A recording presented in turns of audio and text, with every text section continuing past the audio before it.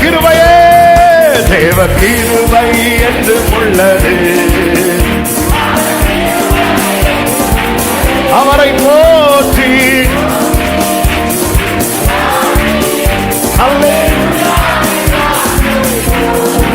இயேசுவை போற்றி.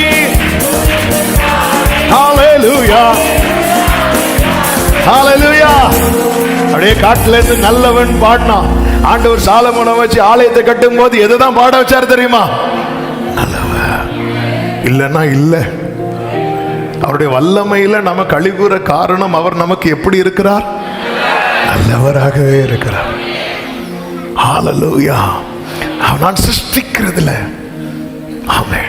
ஆண்டவர்ட்ட இந்த வார்த்தைக்கு உங்க கூடாரத்தின் நிலைமை உங்களுக்கு தெரியும். என்னென்ன சத்தம் நஷ்டமாகிவிட்டது, என்னென்னு கேட்கல. ஆண்டவரே, ஒரு சிருஷ்டிப்பின் கிரியை ஆண்டவரே வேதத்தில் இருக்கிறது அல்லவா? ஏசாயா 41:17 முதல் 20 வாசிக்க வேண்டாம். சிறுமையும் எளிமையுமானவர்கள் தண்ணீரை தேடி அது கிடையாமல் அவர்கள் நாவு தாகத்தால் வரலும் போது, இனி இல்லை, இனி ஒன்றும் இல்லைன்னு வரும்போது, கர்த்தராகிய நான் அவர்களுக்கு அந்த இடத்துல செவி கொடுக்க அவருக்கு மட்டும்தான் முடியும். ஏன்னா அவர் யார் தெரியுமா? சிருஷ்டிகர். காற்றும் வேண்டாம், மழையும் வேண்டாம், வாய்க்கால் முழுவதும் தண்ணீரால் நிரப்ப என் தேவனுக்கு மட்டுமே. சொல்லிட்டு சொல்றேன், நான் கைவிட மாட்டேன். அடுத்து கீழே படிச்சீங்கன்னா, உயர்ந்த மேடுகளில் ஆறுகளையும் பள்ளத்தாக்கின் நடுவில் ஊற்றுகளையும் வனாந்திரத்தை தண்ணீர் தடாகமும் வறண்ட பூமியை நீர்க்கிணைகளும் ஆக்கின்னு சொல்லிட்டு இதெல்லாம் உண்டு பண்ணுவேன். 20 கர்த்தருடைய கரம் அதை செய்தது என்றும். அடுத்த வார்த்தை, இஸ்ரவேலின் பரிசுத்தர் அதை படைத்தார். எல்லாரும் சொல்லுங்க, படைத்தார். சொல்லுங்க பார்க்கலாம். அப்ப ஆண்டவர் அந்த இடத்துல சிருஷ்டிக்கிறார். யாவரும் கண்டு உணர்ந்து சிந்தித்து அறிவார்கள். சிருஷ்டிக்கிறார். உன் சிருஷ்டிகரே, உன் நாயகர். வாலிபனே, உன் வாலிப பிராயத்தில் உன் சிருஷ்டிகரை நினை. உன் சிருஷ்டிகரே. அந்த நாயகர் சொல்லுகிறார், மலைகள் விலகினால், பர்வதங்கள் நிலை பெயர்ந்தால், என் கிருபை உன்னை விட்டு விலகாதிருக்கும். ஆமென் சொல்லுங்க பார்க்கலாம். சிருஷ்டிக்கிறார். தேவனுக்கு மட்டுமே இது செய்யக்கூடும். இரண்டாவது, காலத்தையும் சமயத்தையும் மாற்றுதல். காலத்தையும், இது யாருக்கு மட்டும்தான் முடியும் தெரியுமா? தேவனுக்கு மட்டும்தான் முடியும். தானியேல் 2:21 அவர் காலங்களையும் சமயங்களையும் கைகளை உயர்த்துவார். ஆமென் சொல்லுங்க பார்க்கலாம். காலங்களையும் சமயங்களையும் எப்படி மாற்ற முடியும்? ஏன் மாற்ற முடியாது? சங்கீதம் 74:16. சங்கீதம் 74:16. பகலும் உம்முடையது, அடுத்து இரவும் உம்முடையது. நல்ல கவனிங்க. என்னுடையதை என்னால என்ன பண்ண முடியும்? எனக்கு இஷ்டமானபடி செய்ய முடியும். என்னுடையதை ஏன் இஷ்டப்படி செய்ய முடியும்? இது இந்த கர்ச்சீஃப் யாருடையது? கை தூக்காதீங்க. என்னுடையது, என்னுடையது. இதை ஏன் இஷ்டப்படி செய்ய முடியும்? இதை எடுத்து என் முகத்தை துடைக்க முடியும், இதை எடுத்து என் கையை துடைக்க முடியும், இதை சுருட்டி பாக்கெட்டில் வைக்க முடியும், இது யாரும் பார்த்துடக்கூடாதுன்னு முகத்தை மூட முடியும், இதை எடுத்து பக்கத்தில் இருக்கிற ஆளை அடிக்க முடியும். ஏன்னா இது என்னுடையது. என்னுடையதை ஏன் இஷ்டப்படி செய்ய முடியும்? பகல் அவருடையது, இரவு அவருடையது, தேவரின் ஒளியையும் எல்லாமே அவருடையது. அவர் நினைச்சா மாற்ற முடியும். ஆமென். எகிப்துல கோஷேன் என்னும் நாடு, எகிப்தின் ஒரு பகுதியில், ஒரு ஓரத்தில், எகிப்துக்குள்ளதான் ஒரு ஓரத்தில் யார் இருக்கிறாங்க அப்படின்னா இஸ்ரவேலர் இருக்கிறாங்க. அனுப்பின வாதைகளில் 9வது வாதம் என்ன சொல்லுங்க பார்க்கலாம்? காரிருள். எகிப்து தேசமெங்கும் காரிருள் மூடின போது அந்த எகிப்துக்குள்ள ஒரு ஓரத்தில் ஒரு கூட்டம் இருந்துச்சு. அந்த கூட்டத்துக்கு எகிப்து மொத்தம் இருள் இருக்கும்போது அந்த கூட்டத்துக்கு மட்டும் 3 நாட்களும் வெளிச்சம் இருந்தது. அவரால் மாற்ற முடியும். ஆமென் சொல்லுங்க. யோசுவா தலைமையில் யுத்தம் நடக்குது. ஈவினிங் ஆகுது, யுத்தம் முடியலை. இருளாச்சுன்னா யுத்தம் பண்ண முடியாது. ஐயோ இன்னைக்கு யுத்தம் முடியலைன்னா ஜெயம் தள்ளி போகுது ஆண்டவரேன்னு சொல்லும் போது யோசுவா ஆமென் நேரா சூரியனை கை காட்டுறான். ஆமென். அதாவது ஆண்டவருடைய கிருபை எப்படி பெருகிட்டே போகும் பாருங்க. மோசே சமுத்திரத்துக்கு நேராக கை காட்டினான், மோசே யோர்தானுக்கு நேராகவும் கை காட்டினாரு. அப்புறமா சூரியன், இங்க சூரியன் இல்லையோ, யோர்தானுக்கு நேராகவும் நீட்டியாச்சு, அடுத்து சூரியனுக்கு நேராகவும் காட்டியாச்சு. ஹல்லேலூயா. சூரியனுக்கு நேரா அப்படி சூரியனை நில்லு அப்படின்ட்டார். சூரியன் நிக்குது. ஆமே, நிக்குமா? மேல ஒருத்தர் இருக்கிறார், படைத்தவர் நினைச்சா நிக்கும். எத்தனை பேர் நம்புறீங்க? எனக்காக தேவன் காலத்தையும் ஆமே ஹல்லேலூயா மாத்துறாருங்க, மாத்துறாரு. எசேக்கியான்னு ஒரு ராஜா மரண படுக்கையில் இருக்கிறான். வீட்டு காரியத்தை ஒழுங்குபடுத்தும்னு சொல்லியாச்சு, அவரும் ஓன்னு அழுதுட்டு இருக்கிறார். திரும்ப வந்து சொல்லியாச்சு, இல்லப்பா உன் விண்ணப்பத்தை கேட்டேன், உன் கண்ணீரை கண்டே, உன் நாட்களோட கர்த்தர் 15 வருஷத்தை கூட்டுவேன்னு சொல்றார். இவருக்கு நம்பிக்கை வரல. அது பொதுவாகவே அப்படிதான். கெட்ட காரியத்தை ஈஸியா நம்பிரும், நல்ல காரியத்தை மட்டும் நம்ப மாட்டோம். பாலும் தேனும் ஓடுகிற தேசத்தை தருவேன்னு ஆபிரகாம் நாட்கள் இருந்து சொல்லிட்டு இருக்கிறார். அதை நம்ப கஷ்டம். ஆனா 10 பேர் தேசத்தை சுத்தி பார்த்துட்டு வந்தேன்னு சொல்றான், கஷ்டம், கிடைக்காது, அவ்வளவுதான், முடிஞ்சது.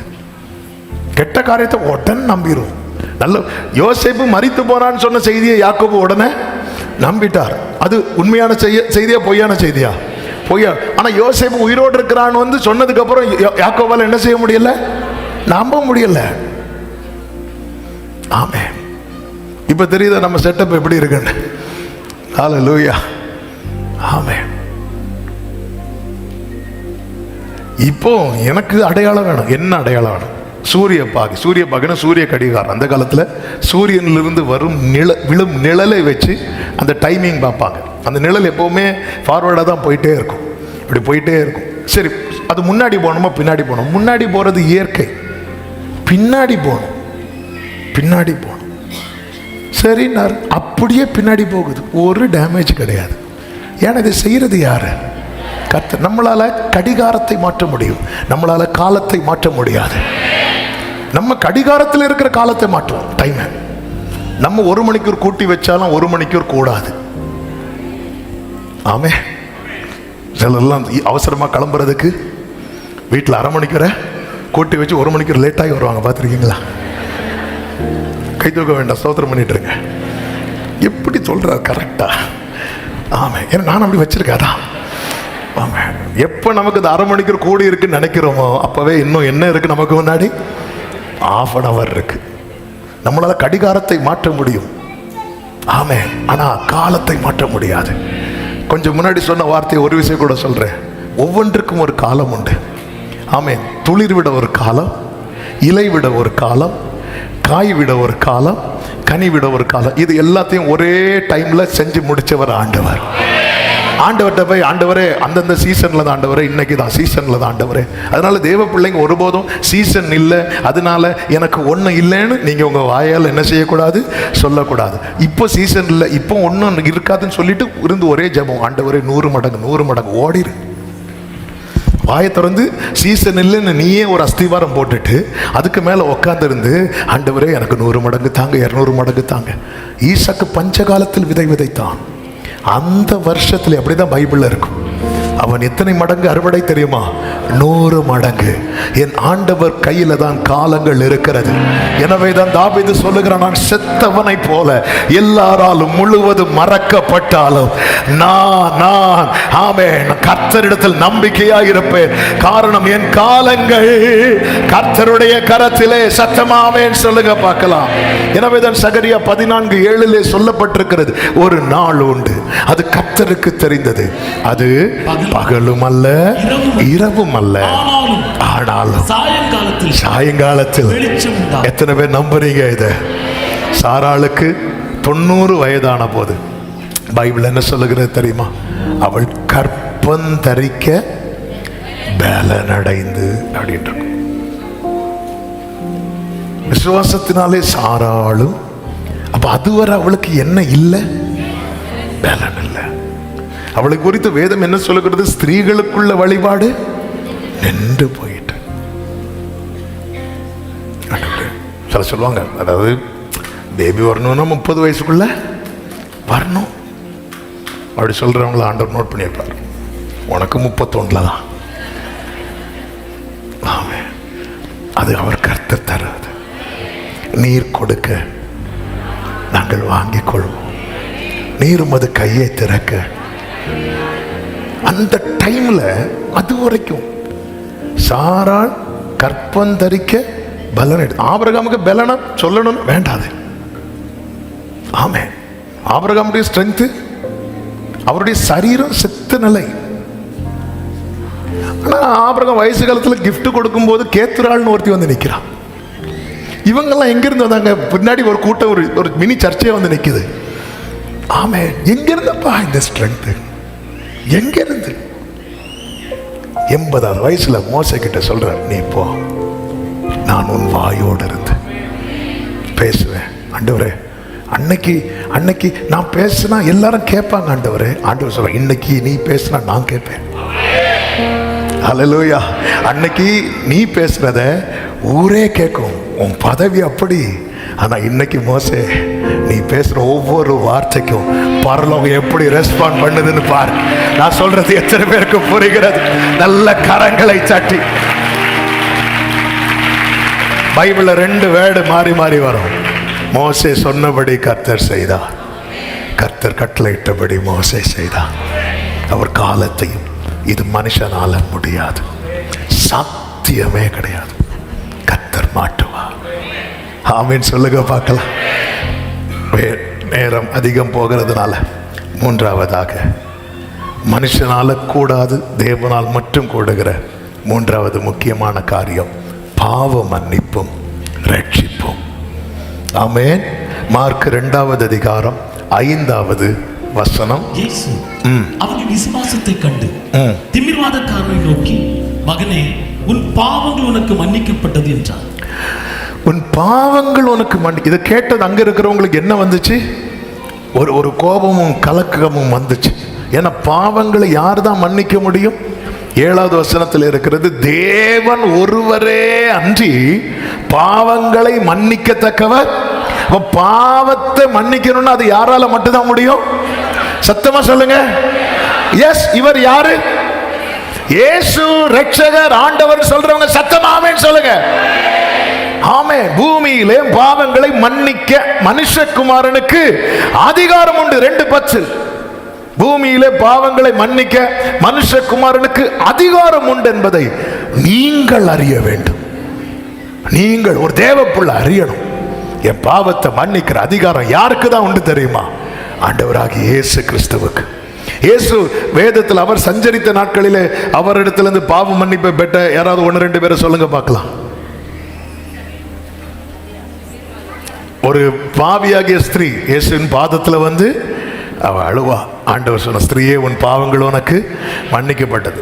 இன்னொரு இடத்துல அவன் பைபிள் ஸ்காலர் சொல்றாங்க, அவ தான் இவானும் சொல்றாங்க, கல்லறிய கொண்டு வந்து நிறுத்தப்பட்டிருப்பாங்க. அந்த இடத்துல நானும் உன்னை குற்றவாளியாக தீர்க்கிறதில்லைன்னு சொல்லி விடுவார். முக்கியமா சிலுவையிலே தொங்கும் போது இயேசு சொன்ன முதல் வார்த்தை என்ன தெரியுமா? பிதாவே, இவர்களுக்கு மன்னியும்.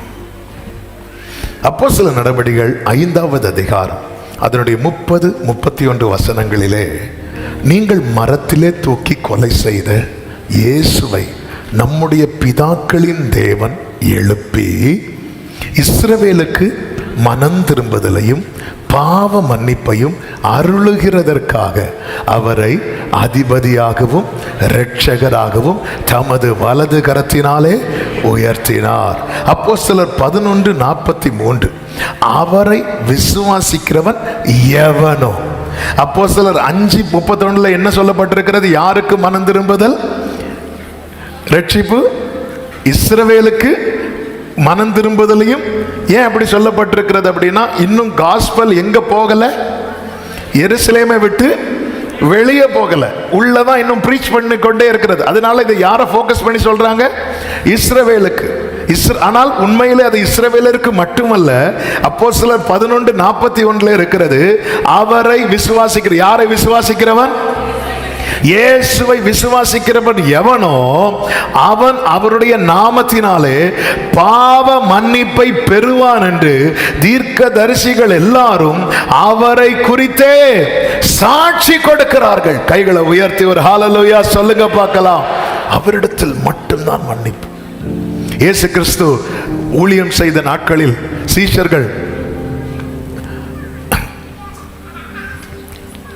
சீஷர்கள் இயேசுவை பார்த்து ஒரு கேள்வி கேட்பாங்க, ஆண்டவரே, ரட்சிக்கப்படுகிறவர்கள் சில பேர் தானா அப்படின்னு. இதெல்லாம் அவங்களால புரிந்து கொள்ளவே முடியவில்லை. அதே போல ஒரு வாலிபன் இயேசுவின் இடத்துல வருவான், வந்து நித்திய ஜீவனை சுதந்திரிக்க என்ன பண்ணணும், ஆண்டவர் அதுக்கான எக்ஸ்பிளேஷன் கொடுப்பார். அவன் மனம் ஐஸ்வர்யத்தின் மேல் இருந்ததுனால அவன் துக்கத்தோடு போவான். ஐஸ்வர்யவான் தேவனுடைய ராஜ்யத்தில் பிரவேசிப்பது கடினம். உடனே கேட்பாங்க, அப்ப யார் தான் போவாங்க? உடனே இயேசு சொல்வார், மனுஷரால் இது கூடாது. யாரால தான் கூடும் தெரியுமா? தேவனால். அதனால தான் பைபிள்ல இருக்கிறது, கிருபையினாலே விசுவாசத்தை கொண்டு ரட்சிக்கப்பட்டீர்கள். கிருபையினாலே விசுவாசத்தை கொண்டு இது உங்களால் உண்டானது அல்ல. அப்போ ஃபர்ஸ்ட் கிருபையா, ஃபர்ஸ்ட் விசுவாசமா? விசுவாசத்தினாலே கிருபையை கொண்டு இருக்கா, கிருபையினாலே விசுவாசத்தை கொண்டு இருக்கா? கிருபை எங்க இருந்து வருது? விசுவாசம் எங்க இருந்து வருது? அப்ப ஃபர்ஸ்ட் ஸ்டெப் எடுத்து வச்சதை யாருதான்? கர்த்தர் தான். அவர் நினைக்கலன்னு வைங்களேன், அவர் அந்த ஃபர்ஸ்ட் ஸ்டெப்பை எடுத்து வைக்கலன்னு வைங்களேன், நம்ம ஒண்ணுமே இல்லை. கிருபையினாலே. ஜானிக்குவா ஒரு சின்ன எக்ஸாம்பிள் புரிவதற்காக. அவன் பார்த்தான், நல்லா சாஞ்சு தூங்கிட்டு இருந்தேன், அப்படியே என்னை எழுப்பி விட்டான். வா, இப்போ புரிவதற்காக, இப்போ கீழே நிற்கிறான், இங்கே பார்த்துட்டு அப்படி இங்கே அப்படி நிற்கிறாப்புல. இப்போ கிருபையினால, இப்போ ஒரு கீழே ஒரு எக்ஸாம்பிளுக்காக, அவன் கீழே நான் மேலே எப்படி சொல்லலை, எக்ஸாம்பிள். இப்போ கீழே நிற்கிறாப்புல, இப்போ இவனை தூக்கி விடணும், யாருமே வரல. இப்போ நான் இங்கே வந்து நிற்கிறேன். இப்போ இவனை பார்த்து சரி இவனை தூக்கி விடலாம், என்னால் தூக்கி விட முடியும்னு எனக்கு நம்பிக்கை இருக்குது. இப்போ நான் தூக்கிட மாட்டேன், தூக்கி விட முடியும் நம்பிக்கை இருக்குது. அப்போ நான் என்ன பண்ணுறேன் அப்படின்னா, இவனை தூக்கி விடுறதுக்கு இப்படி கை நீட்டுறேன். இதுக்கு பேர் தான் என்ன தெரியுமா? கிருபை. இப்போ இவன் கீழே இருந்து என்ன நம்புகிறான். என்ன நம்புறான் தெரியுமா? இவர்கிட்ட நான் கையை கொடுத்தா, கைதான், இவர்கிட்ட நான் கையை கொடுத்தா இவரால் என்ன பண்ண முடியும்? என்னை தூக்கி விட முடியும். இதுக்கு பேர் தான் என்ன தெரியுமா? விசுவாசம். இப்போ நான் கை நீட்டலேன்னு வைங்களேன், இங்க இருந்து நம்புறேன் உங்களை நம்ப, இப்படி கை தூக்குனா என்ன யூஸ்? இதுதான் எந்த சௌரியமானும் தன் பலத்தின் மிகுதியினால் ரட்சிக்கப்படான். ரட்சிப்பு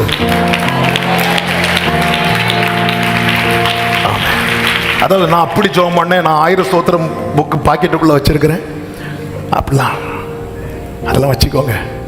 ஆனால் நான் ரட்சிக்கப்படுறதுக்கு என் லைஃப்ல ஃபர்ஸ்ட் ஸ்டெப் எடுத்து வச்சது யார் தெரியுமா? ஹalleluya, ஆமென். டிமேஷன், thank you Jesus, ஆமென். சேற்றில் நின்றென்னை தூக்கி எடுத்து, ருசிச்சவங்க மட்டும் பாடுங்க சத்தமா, கைகளை உயர்த்தி. சேற்றில் நின்றென்னை மாற்றி உள்ளம் போதே தாக்கினாரே, கல்லானைய கல்வாரியே. அப்படியே சொல்லுவோமா? எதற்குமே உதவாத என்னை எதற்குமே.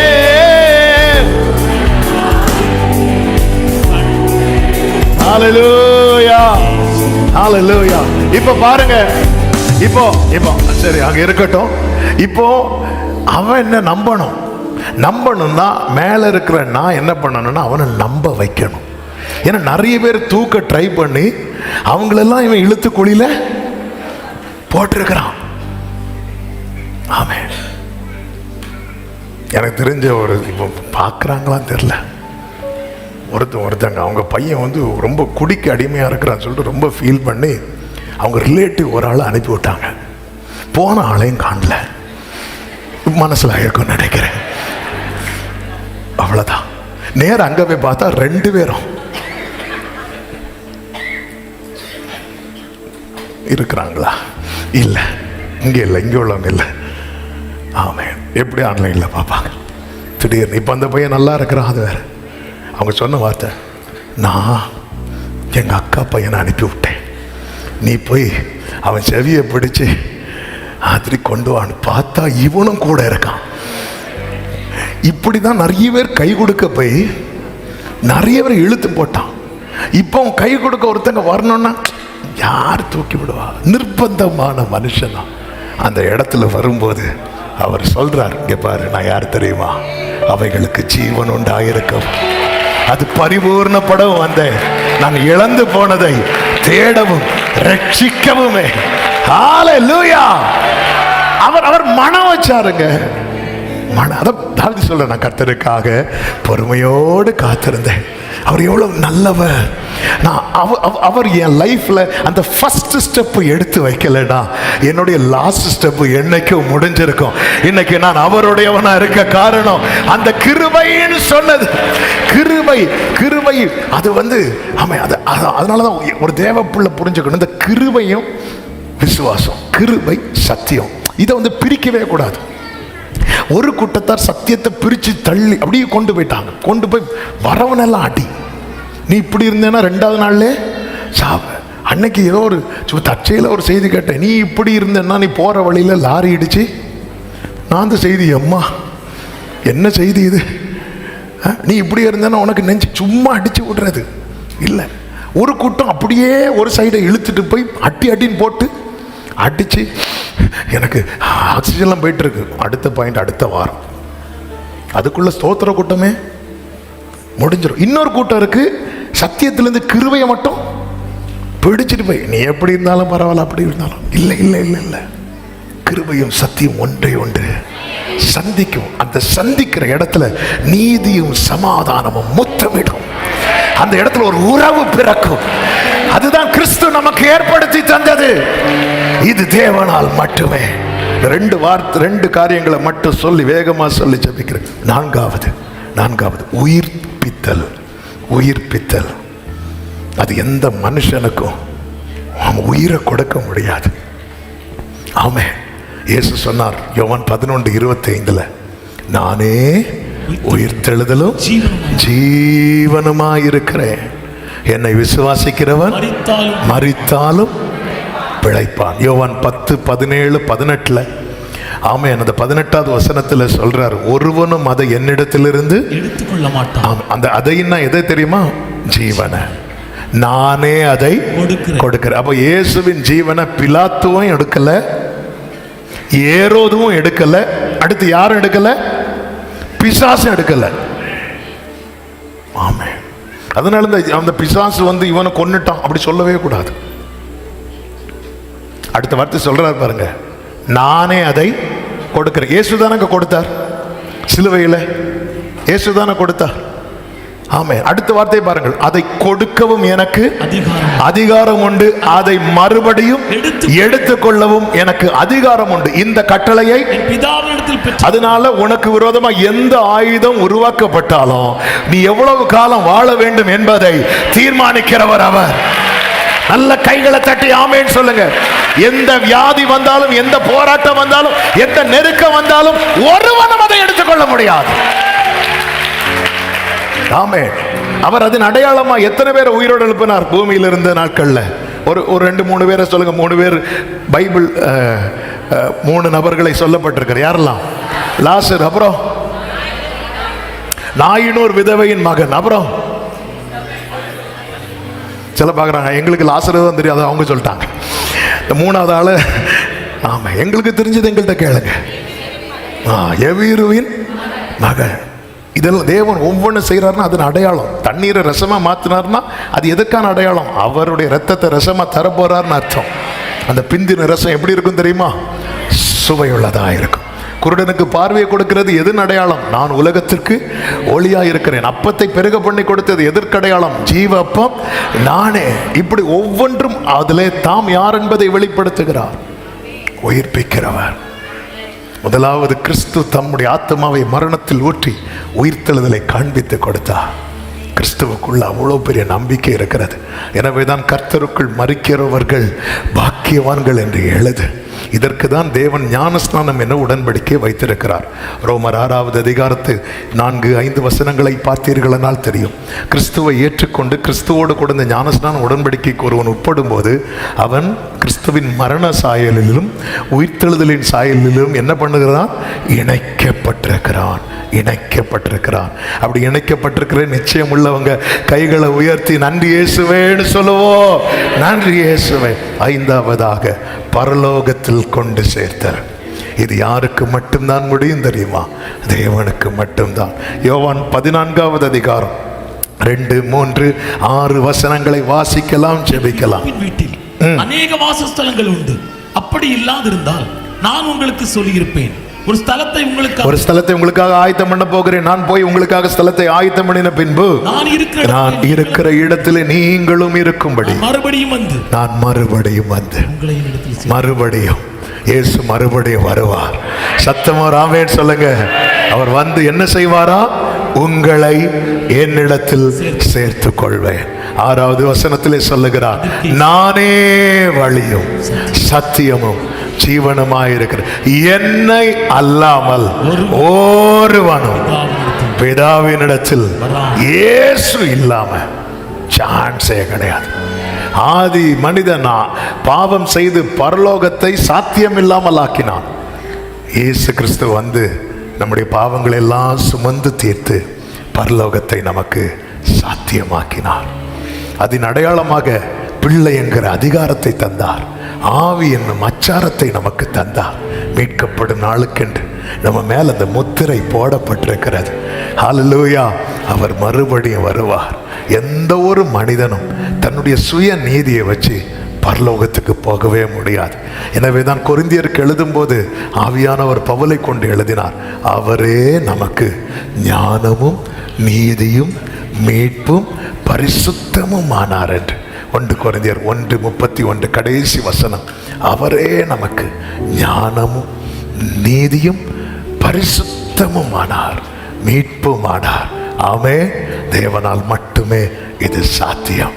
ஹல்லேலூயா. அப்படி என்றால் இங்கே ஒரு காரியத்தை சொல்றேன். பரலோகத்தையே நமக்கு சாத்தியமாக்கினவர். எத்தனையோ மனுஷன் நிலாவுக்கெல்லாம் போறான், எங்கெல்லாமோ போய் இன்னும் கொஞ்ச நாள்ல நிலாவில் போய் வீடு கட்டுறதுக்கு பிளான் போட்டுட்டு இருக்கிறாங்களா? மனுஷனுடைய அறிவினாலும் மனுஷனுடைய ஞானத்தினாலும் மனுஷனுடைய திறமையினாலும் மனுஷனுடைய பணத்தினாலும் அதிகாரத்தினாலும் அவன் டிராவல் பண்ண நினைக்கிற இடத்துக்கெல்லாம் போகலான்னு வச்சுக்கோங்க. ஆனா இவைகளை வைத்து எங்க போக முடியாது தெரியுமா? பரலோகத்துக்கு போக முடியாது. அங்கே போக ஒரே வழி இயேசு மட்டுமே. எனவேதான் ஏசாயா 26:3 சொல்லப்பட்டிருக்கிறது, உம்மை உறுதியாய் பற்றி கொண்ட மனதை உடையவன் உம்மையே நம்பி இருக்கிறபடியா நீர் அவனை பூரண சமாதானத்தில். கண்களை மூடி வலது கரத்தை உயர்த்தி ஒரு வார்த்தை, ஆண்டவரே உங்களால் மட்டும்தான்ப்பா இதெல்லாம் செய்ய முடியும். உம்மால் மட்டும்தான், உம்மால் மட்டும்தான் என் வாழ்க்கையில் ஆண்டவரே செய்யப்பட வேண்டியவைகள் எல்லாம் உங்களுக்கு முன்னாடி இருக்கிறது. என்னை இரட்சித்தவரே, என்னை பிரித்தெடுத்தவரே, காலத்தையும் சமயத்தையும் மாற்றுகிறவரே, சிருஷ்டிக்கிறவரே, நித்தியத்தில் கொண்டு போய் சேர்க்கிறவரே, உம்மை கடைசி வரை உறுதியாய் பற்றி கொள்ள என் சுயத்தை அல்ல உம்மை சார்ந்து நிற்க எனக்கு கிருபை தாரும், கிருபை தாரும், கிருபை தாரும். அப்படியே விட்டு கொடுப்போம் தேவ சமூகத்தில். கர்த்தர் அந்த கிருபைகளை தந்து நம்மை நடத்துவாராக. நல்ல தகப்பனே நன்றி, உங்களுடைய பிரசனத்துக்காக நன்றி. உங்க சமூகத்திலே கொண்டு வந்து பாட, துதிக்க, ஆராதிக்க கிருபை செய்தீர். வார்த்தைகளை தந்து பேசினீர். எஸ் லார்ட், உம்மால் மட்டுமே கூடும். நீங்க ஒரு காரியத்தை செய்யறது போல யாருக்கும் யோசிக்க கூட முடியாதப்பா. உம்மை பற்றி கொண்டு வாழ கிருபை செய்யட்டும். சாத்தியம் இல்லாதவைகளை சாத்தியமாக்குகிற எங்கள் இயேசு கிறிஸ்துவின் நாமத்தில் ஜெபிக்கிறோம் இரக்கமுள்ள நல்ல பிதாவே. ஆமென், ஆமென்.